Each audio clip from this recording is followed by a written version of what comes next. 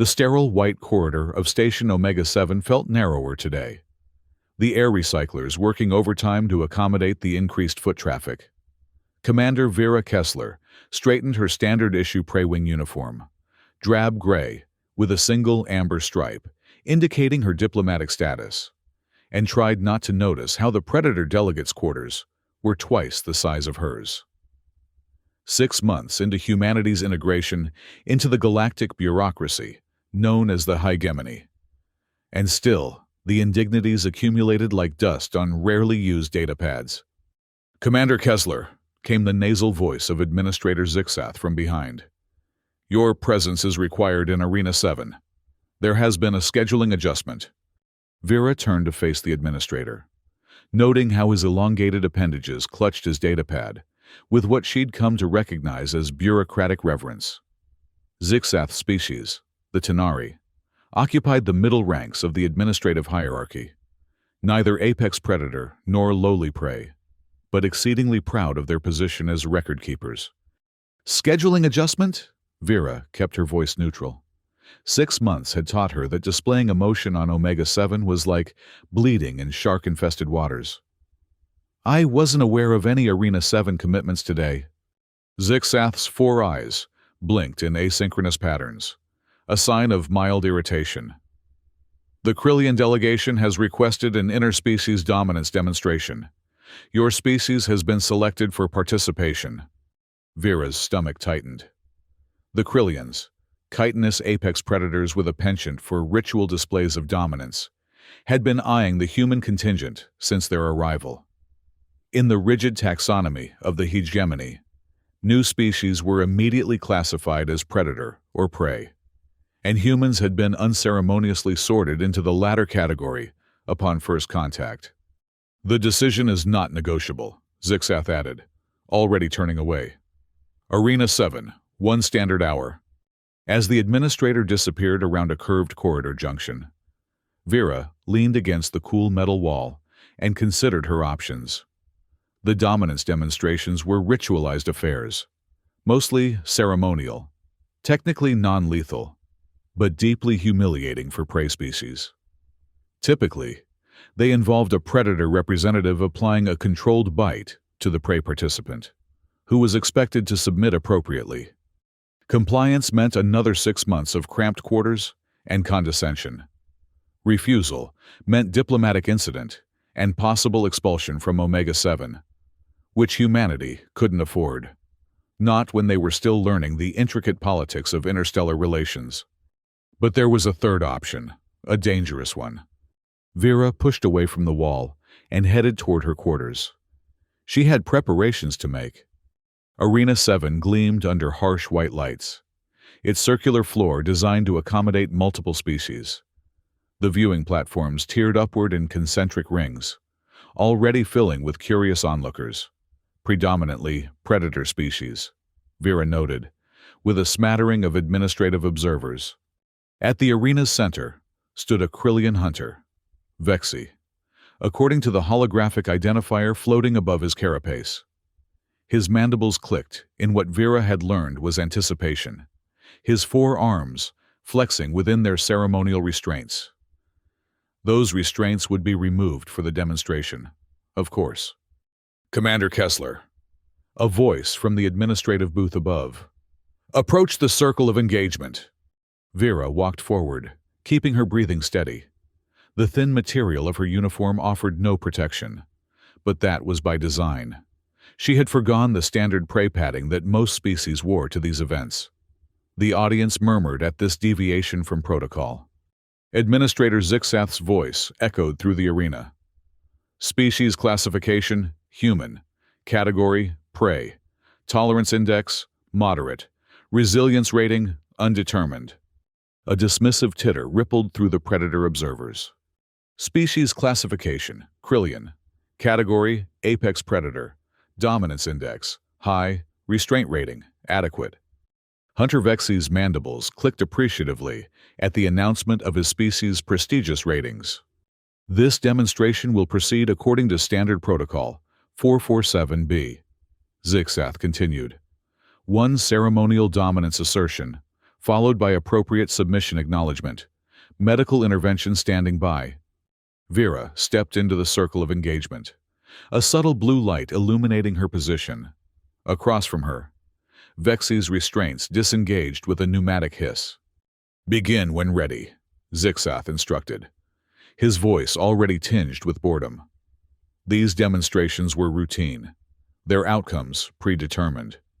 Hunter Vexi wasted no time. His powerful legs propelled him forward with alarming speed, mandibles spread wide to reveal rows of serrated teeth. The standard protocol called for a bite to the shoulder or upper arm, painful but non-lethal, leaving a scar that prey species were expected to display as a mark of their place in the hierarchy. Vera did not move, did not flinch, did not adopt the standard defensive posture taught to prey species. She stood, relaxed but alert, and watched the Krillians approach with analytical calm. The audience's confused murmurs grew louder. This wasn't the protocol. Prey were supposed to show appropriate fear, attempt modest evasion, then submit when caught. This human was simply waiting. Vexi hesitated for a fraction of a second, a barely perceptible break in his charge, before his predator instincts took over.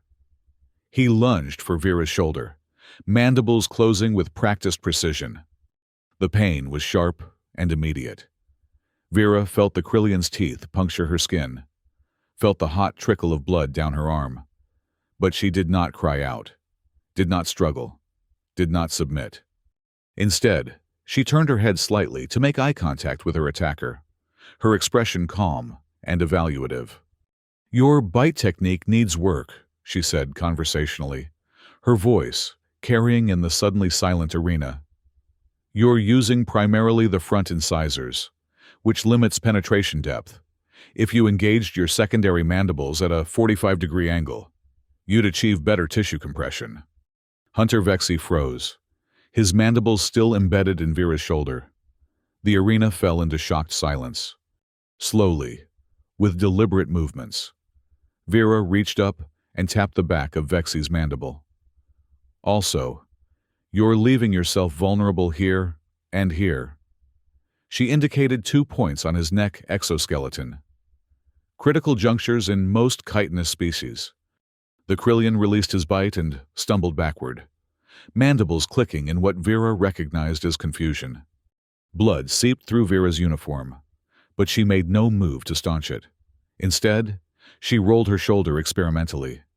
"Interesting nerve distribution you have," Vexi said, finding his voice. "You should be incapacitated."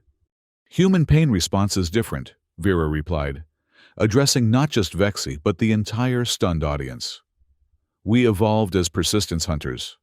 Pain is data, not a deterrent." From the administrative booth, Zixath's voice crackled with uncharacteristic urgency. "This demonstration is concluded. Medical team to Arena 7 immediately." "That won't be necessary," Vera called up, her voice echoing in the still silent space.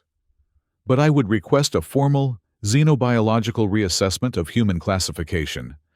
The next 3 days passed in a blur of medical examinations, administrative hearings, and increasingly heated debates among the station's xenobiological committee.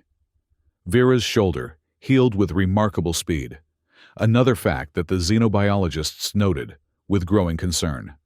"You've created quite the stir, Commander," Dr. Mava said, her tentacles carefully applying a regenerative compound to Vera's wound.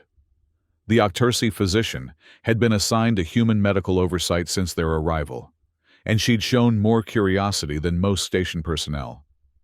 "The Predator Wing is buzzing with rumors." "What kind of rumors?" Vera asked, watching the doctor work. Mava's skin rippled in what Vera had learned was amusement. "That humans are a previously unencountered category, that the hegemony's classification system is inadequate, that perhaps—" She lowered her voice. "Perhaps some prey aren't prey at all." Vera smiled thinly. "Interesting theories. The Administrative Council is meeting now to discuss your request for reclassification." Mava sealed the medical dressing. "You should know. The Krillian delegation is pushing back hard. Hunter Vexi has filed a formal complaint alleging protocol violation. Let me guess. He's claiming I didn't show appropriate submission. Precisely. Mava's voice held a note of concern. The penalties for disrupting classification protocols are severe. Commander. Vera nodded, rolling her shoulder to test the range of motion. But the protocols themselves allow for reclassification based on new evidence. Evidence that no one was looking for. Mava's appendages tidied the medical supplies with efficient movements. Be careful, Commander. You've challenged more than just Hunter Vexi. You've challenged a system that's been in place for 12,000 years. The administrative hearing room was austere and overcrowded. Vera stood at the center, facing a semicircular table where representatives from various administrative departments sat in hierarchical arrangement. Administrator Zixath occupied a middle position, his datapad illuminating his features from below. This emergency session of Classification Review Committee Delta 9 is now in session, announced the chairperson, a reptilian saurian whose scales glittered under the harsh lighting. We are considering Petition 447XH2, submitted by Commander Vera Kessler of Earth, requesting species reclassification. Murmurs rippled through the assembled observers. Before we begin, the chairperson continued, I must note that this committee has received formal protests from the Krillian, Varaxian, and Drell delegations, all questioning the legitimacy of this petition. Vera remained silent, her posture relaxed but attentive. Commander Kessler, Zixath spoke, his voice carrying that particular bureaucratic tone that suggested the outcome was predetermined. Your petition challenges the foundational taxonomy of the hegemony. Humans were classified as prey upon first contact, following standard physiological and behavioral assessment. Do you dispute these initial findings? I dispute their completeness, Vera replied. And I suggest that the hegemony's binary classification system fails to account for evolutionary paths that differ from the galactic norm. Another ripple of murmurs, louder this time. Explain, demanded a Varaxian representative, his fur bristling with what Vera recognized as territorial aggression. Humans evolved on a planet with diverse predator-prey relationships, Vera began.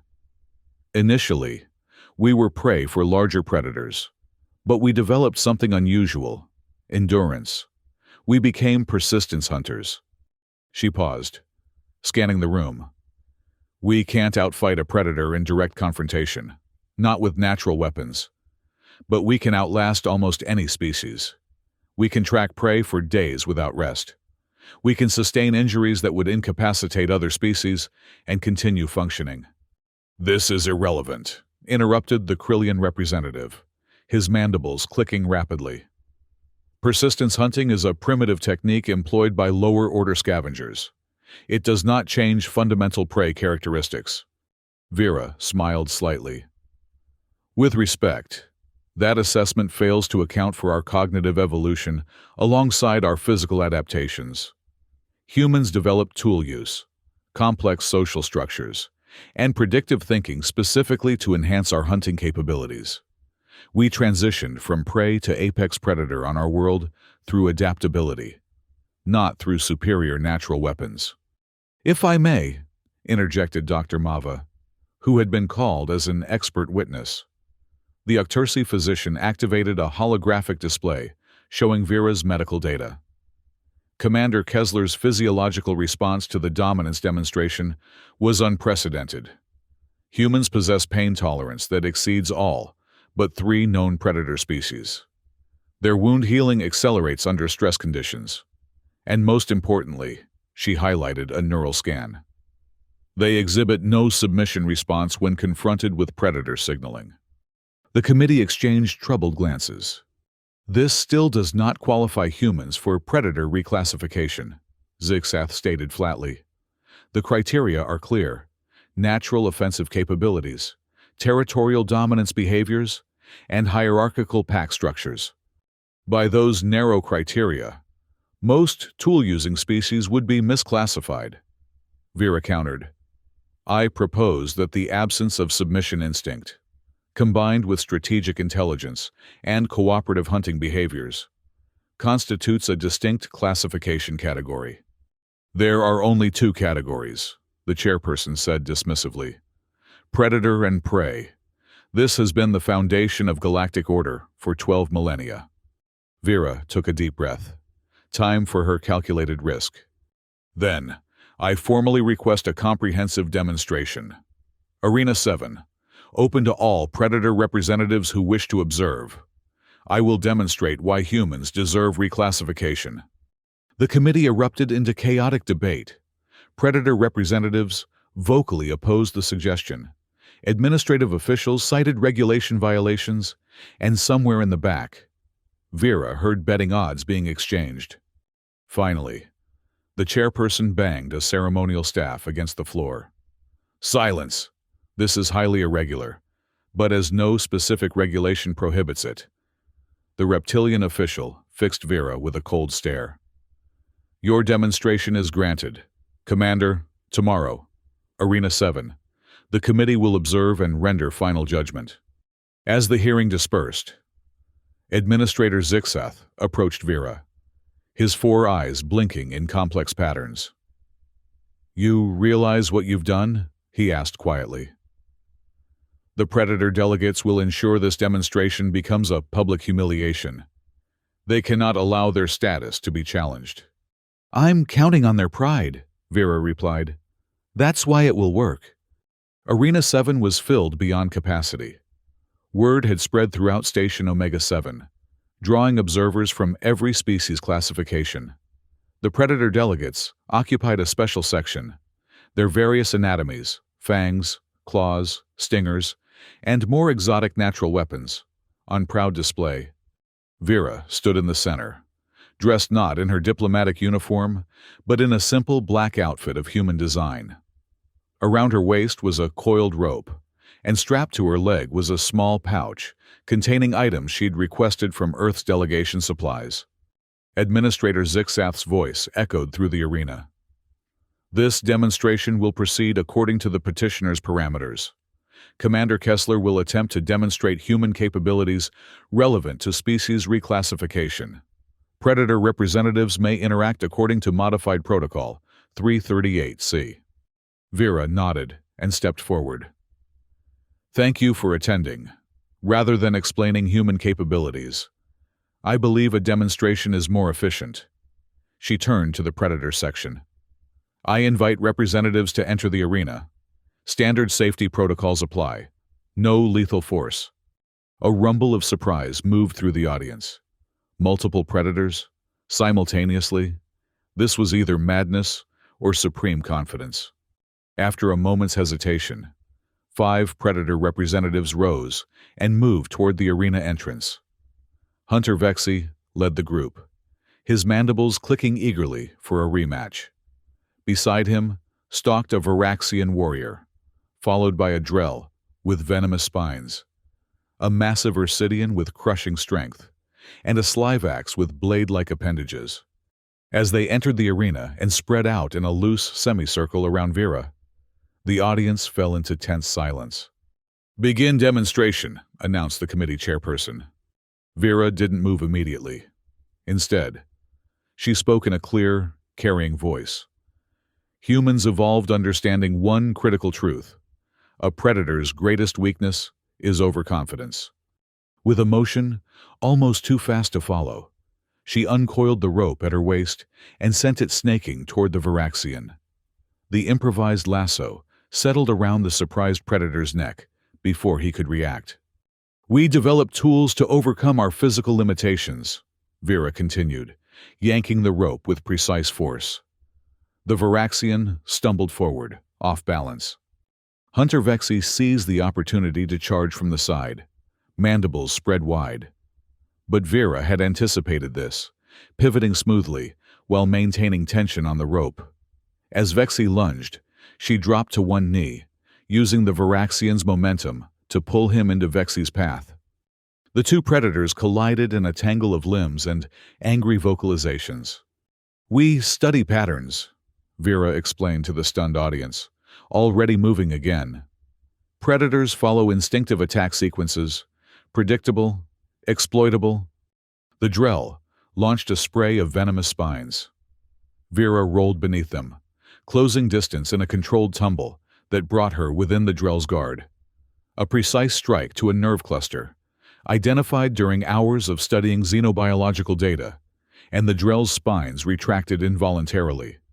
We understand anatomy across species, she said, already pivoting away from the Drell's secondary attack. Convergent evolution means similar vulnerabilities, even in different physiologies. The massive Ursidian roared and charged, powerful arms extended to grapple. Instead of retreating, Vera sprinted directly toward the creature, ducking at the last possible moment to slide between its legs. As she passed beneath the confused predator, she removed something from her pouch, a small packet that she slapped against the Ursidian's leg. The packet burst, releasing a cloud of fine powder. We use environmental advantages, Vera explained, as the Ursidian began sneezing violently. Its sensitive olfactory system overwhelmed by the harmless but potent earth spice mixture. Adaptation, rather than specialization. Only the Slivax remained unengaged, its blade appendages weaving in a complex pattern as it analyzed Vera's movements. It was the most tactically intelligent of the predator representatives. Vera knew, which made it the most dangerous. The most important human adaptation, Vera said, circling slowly to keep all 5 predators in view, isn't physical at all. It's social cooperation. At that precise moment, the arena's main doors opened.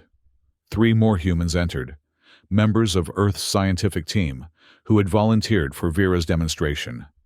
They moved with coordinated precision to flank the predator representatives. "Interference!" protested the Krillian delegation from the observation deck. "No," Vera replied calmly. "Demonstration of our primary evolutionary advantage. Humans hunt in cooperative units, combining individual strengths to overcome superior predators." What followed was a carefully choreographed display of human tactical coordination. The 4 humans moved as a single unit, never directly engaging in force-on-force confrontation, but constantly manipulating position, exploiting momentum, and creating cascading failures in the predator's attack patterns. When one predator would lunge, they would redirect rather than oppose the force. When another would attempt to flank, they would rotate positions to maintain spacing. Throughout, they communicated with subtle hand signals and anticipatory movements that spoke of thousands of years of evolved cooperative hunting. Within minutes, all 5 predator representatives were immobilized, using combinations of the arena's terrain features, their own conflicting attack patterns, and minimal direct engagement. Not once did the humans employ lethal force or even cause significant injury, merely controlled neutralization. Vera stood at the center of the arena, barely winded, as the demonstration concluded. The humans had arranged the predator representatives in a circle, each temporarily restrained but unharmed. The silence in the arena was absolute. "This," Vera said into that silence, "is why humanity requires reclassification. We are not apex predators by physical characteristics. We are not prey by behavioral patterns. We are something else. Apex cooperative hunters who evolved beyond the predator-prey dynamic entirely." She turned to face the administrative committee directly. "The Hegemony's binary classification fails to account for our evolutionary path, and I suspect," she glanced around at the rapt audience, "we are not the only species that defies your categories." 3 days later, in an unprecedented emergency session of Station Omega-7's full administrative council, the decision was announced. Humans would be reclassified under a newly created category, Apex Cooperative Predator. The implications rippled through the station immediately. Vera's quarters were relocated to a section previously reserved for administrative officials. The human delegation received upgraded access to the station's information systems. And, most significantly, Predator representatives began approaching Vera with requests for consultation on tactical coordination and adaptive strategy. "I still can't believe it worked," Administrator Zixath said, his four eyes blinking in patterns that Vera now recognized as amazement. They stood in one of the station's observation lounges, watching distant ships arrive and depart against the backdrop of stars. 12,000 years of taxonomic precedent, overturned in a single demonstration. "The precedent was flawed," Vera replied, sipping from a cup of actual coffee, a luxury now available with their improved resource allocation. "It assumed evolution follows a single path across all worlds." Zixath's appendages twitched in what might have been discomfort or amusement. Vera was still learning to distinguish the subtle variations. "The Predator delegations are divided. Some are insulted by the reclassification, others fascinated. Hunter Vexi has requested training in human combat methodologies." Vera raised an eyebrow. "Really? That's unexpected." "Perhaps not." Zixath's voice had lost some of its bureaucratic flatness. "Predators respect effectiveness. You demonstrated that cooperation can be more effective than natural weapons. And the administrative hierarchy? How are they handling the disruption to their neat categories?" Zixath made a sound that might have been a laugh. "Adapting, slowly. There are already discussions about reviewing other species classifications. Some that were categorized as prey centuries ago have evolved complex social structures that might qualify them for reconsideration." He hesitated, then added, "I've been assigned to develop new classification protocols that account for cooperative hunting behaviors and tool usage in evolutionary context. Your input would be valuable." Vera smiled. "I'd be happy to assist." 6 months after the demonstration in Arena 7, Station Omega-7 had transformed. The rigid separation between predator and prey sections had been relaxed, replaced with functional divisions based on atmospheric requirements and gravity preferences. Mixed species teams collaborated on station operations, and the administrative hierarchy had begun the monumental task of reviewing 12 millennia of species classifications. In what had once been Arena 7, now redesignated as Training Facility Alpha, Vera supervised a cooperative exercise involving humans, Krillians, Octursi, and even a few former prey species who had petitioned for combat training. "The escalation management pyramid is a human concept," Vera explained to the assembled trainees. "It recognizes that conflict resolution has multiple stages before physical confrontation becomes necessary." Hunter Vexi, now serving as co-instructor, clicked his mandibles in agreement. This approach conserves energy and resources while maintaining hierarchical respect. Even apex predators benefit from diplomatic options. Dr. Mava, observing from the sidelines, caught Vera's eye and flashed a tentacle gesture of approval. The Octursi physician had become a vocal advocate for the new classification system, providing xenobiological evidence for cooperative evolutionary advantages across multiple species. After the training session concluded, Vera made her way to the observation lounge where she had spoken with Zixath months earlier. The view of the stars remained unchanged, but her perspective had shifted dramatically. A diplomatic communique awaited her review, the first invitation for Earth to send representatives to the Hegemony's central administrative hub. The message noted specific interest in human cooperative strategy as a model for interspecies conflict resolution. Vera sipped her coffee, savoring both the flavor and the moment. Categories were fluid, adaptability was strength, and sometimes letting the first predator bite was the surest way to change the rules of the game. As Station Omega-7 rotated slowly against the backdrop of space, Vera allowed herself a small smile. Humanity had found its place in the galactic community, not by dominating through force, but by demonstrating that cooperation itself could be the most powerful adaptation of all.